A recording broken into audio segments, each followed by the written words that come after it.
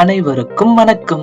இனிய தைத்திருநாளான பொங்கல் நல்வாழ்த்துக்கள். பொங்கல் வைப்பதற்கு உகந்த நேரம் காலை 8 மணி முதல் 9 மணி வரையிலும், காலை 10:30 மணி முதல் 11:30 மணி வரையிலும் பொங்கல் வைக்கலாம். உழைப்புக்கும் இயற்கைக்கும் உறவுகளுக்கும் நன்றி சொல்லும் தமிழர் திருநாள் அனைவருக்கும் இனிய பொங்கல் நல்வாழ்த்துக்கள். சங்க காலம் தொடங்கிய திருவிழா. நற்றிணை, குறுந்தொகை, புறநானூறு, கலித்தொகை, சங்க இலக்கியங்களில் தை மாதமும் பொங்கலும் இடம்பெற்றுள்ளன. பொங்கல் சங்க காலம் முதலே கொண்டாடப்பட்டு வருகின்றது.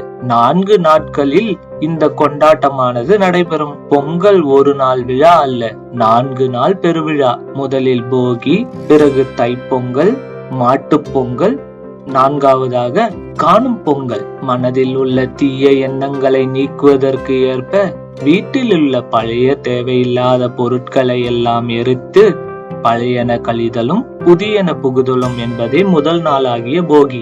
2வது நாள் தைப்பொங்கல். தைப்பொங்கல் என்பது தமிழர்களின் அறுவடை திருவிழா. பயிர்கள் செழிக்க உதவிய சூரியனுக்கு நன்றி தெரிவிக்கும் வகையில் புத்தரிசி, பால், வெல்லம் சேர்த்து பொங்கல் படைத்து கொண்டாடும் முக்கிய பண்டிகை. இது மட்டுமல்லாமல் பொங்கலும் கரும்பும் என்ன விசேஷம்? பொங்கல் என்றாலே கரும்பு இல்லாமல் முழுமை இல்லை. வாழ்வின் இனிமை, வளம், செழிப்பு எல்லாவற்றுக்கும் கரும்பே அடையாளம். 3வது நாள் மாட்டுப் பொங்கல். உழவுக்கு உயிர் நாடியாக விளங்கும் பசு, காளை, எருமை இவற்றுக்கு நன்றி சொல்லும் நாளே மாட்டுப் பொங்கலாகும். இந்த திருநாளை சிவபார்வதி ஊடல் திருவிழா என்றும் கூறுவர். மாட்டுப் பொங்கல் அன்று திருவண்ணாமலையில் சிவபார்வதியின் ஊடல் திருவிழா நடைபெறும். குடும்பத்தில் சண்டைகள் வந்தாலும் நீண்ட நாட்கள் இழக்கூடாது என்பதே இவ்விழாவின் கருத்தாகும். 4வதாக காணும் பொங்கல். உறவுகள் ஒன்றாக கூடும் நாள் காணும் பொங்கலாகும்.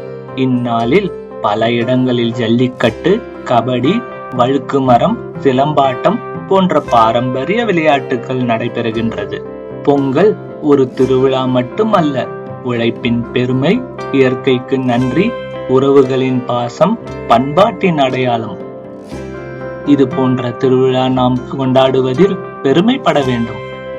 மீண்டும் அனைவருக்கும் இனிய தைத்திருநாள், மாட்டுப் பொங்கல் மற்றும் காணும் பொங்கல் நல்வாழ்த்துக்கள். நமது சேனலை இதுவரை சப்ஸ்கிரைப் செய்யவில்லை என்றால் சப்ஸ்கிரைப் செய்து விடுங்கள். இது போன்ற தகவல்கள் உள்ள நோட்டிபிகேஷன்கள் உங்களை வந்து சேரும். நன்றி, வணக்கம்.